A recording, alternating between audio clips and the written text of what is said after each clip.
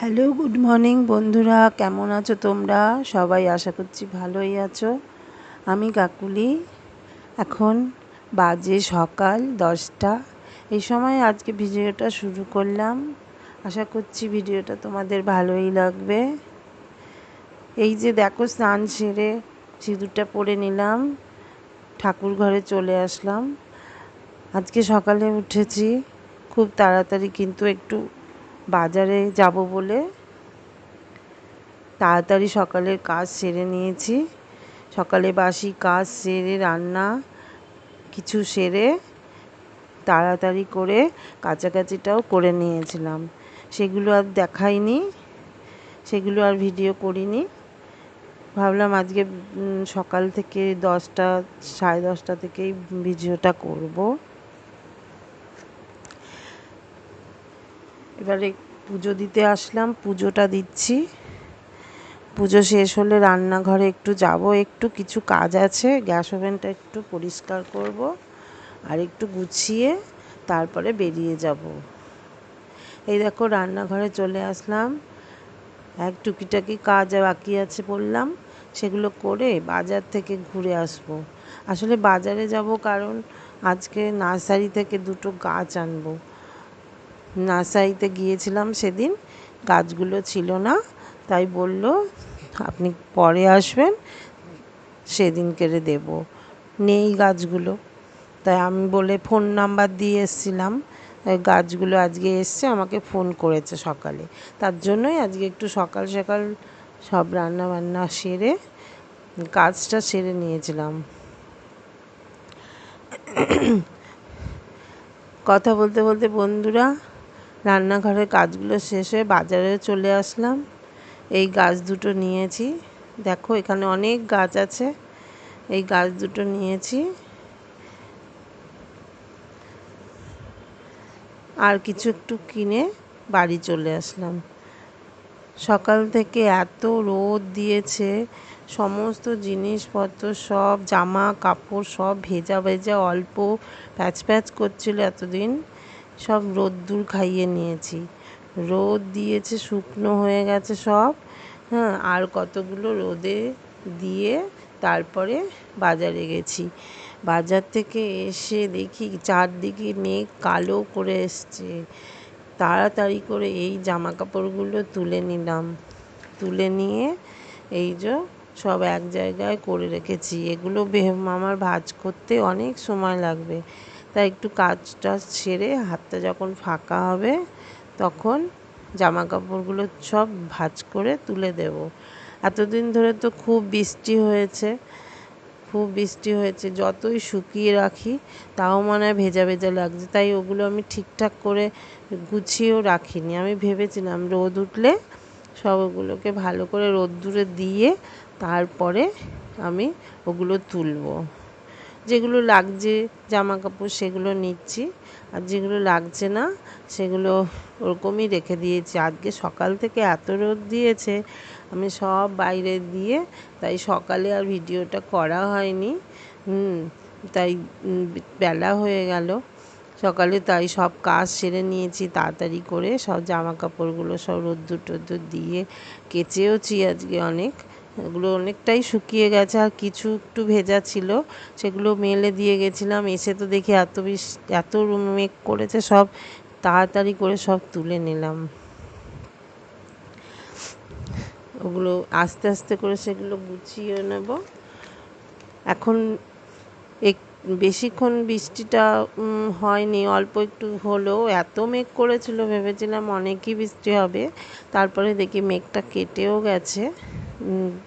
আস্তে আস্তে করে আবার একটুখানি পরিষ্কার হয়েছে, তবে আর দেব না। সব বেশিরভাগটাই আমার শুকিয়ে গেছে, তার জন্য আর আমি আর দেব না।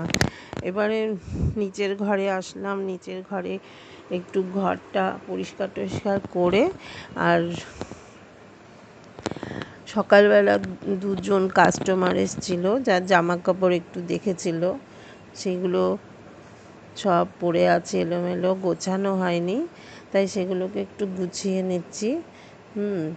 আর ওই জামা কাপড়গুলো ভাঁজ করে এই ঘরটা একটু নিচে পরিষ্কার করে, আজকে নিচের ঘর পরিষ্কারই হয়নি, ওপরে সব করে রান্না টান্না করে বেরিয়ে গেছি, নিচের ঘরগুলো একটু পরিষ্কার করব। তাই এই এই ঘরের ঘরগুলো একটু মুছে টুছে পরিষ্কার করে নিচ্ছি। আর এই জামা কাপড়গুলো একটু গুছিয়ে তারপরে আজকে খাবো একটু দেরিতে।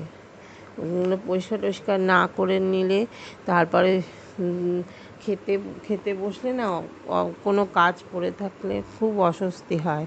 তাই আমি থাক আজকে সব কাজ শেষ করব, করে তারপরে নিচের ঘরে গিয়ে নিচের ঘরগুলো পরিষ্কার করব, করে তারপরে আমি খেতে বসবো। নাহলে আমি নিচের ঘরগুলো বিকেলের দিকে হালকা হালকা পরিষ্কার করে নিই। সকালের দিকে হয় না সময়, পুজো টুজো করা থাকে। আজকে সকাল সকাল কাজ হয়ে গেছিলো বলে, বাজারে বেরোবো বলে আর করাও হয়নি। এখন যাই, এখন গিয়ে এখন নিচের ঘরগুলো একটু পরিষ্কার করব, করে তারপরে খেতে বসবো।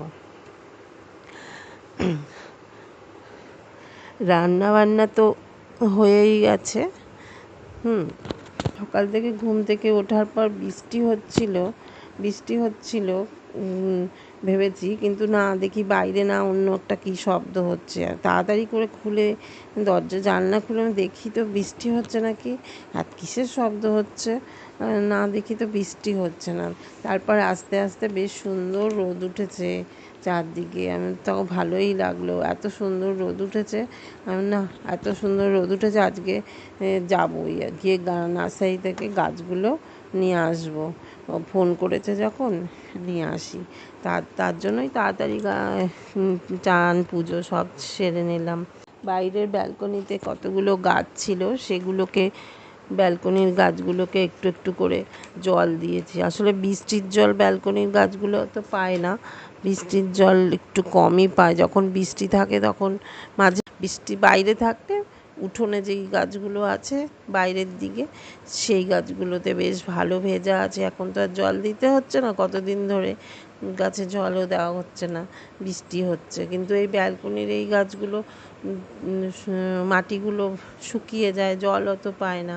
আমি রোজই যখন জল দিই, কালকেও জল দেওয়া হয়নি, আজকে দেখি না মাটিগুলো তো অনেকটাই শুকিয়ে গেছে। তার জন্য না, এই গাছটায় অল্প অল্প করে একটু একটু করে না গাছগুলোতে একটু জল দিলাম। রোজই জল দিই, বিকেলের দিকে জল দিই। কালকেও দেওয়া হয়নি, পরশুদিনও দেওয়া হয়নি, দুদিন জল দেওয়া হয়নি। দেখি মাটিগুলো শুকনো হয়ে গেছে। এমনিতেও এখন গাছের যত্ন বেশি করাও হচ্ছে না, কেন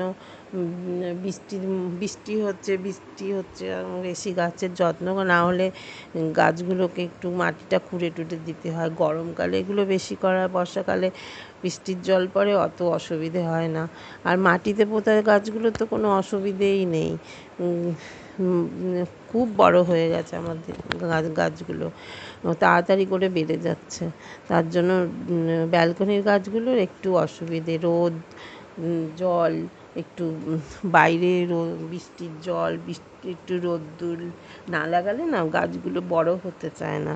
তার জন্য ওই গাছগুলো একটু লাগাতে চাইছি, বাইরে বের করতে চাইছি। তাহলে আর বেশি কিছু বলবো না, নাহলে ভিডিওটা অনেকটাই বড় হয়ে গেছে, আরও বড় হয়ে যাবে। এবার তাহলে রাখছি। জয় গুরু।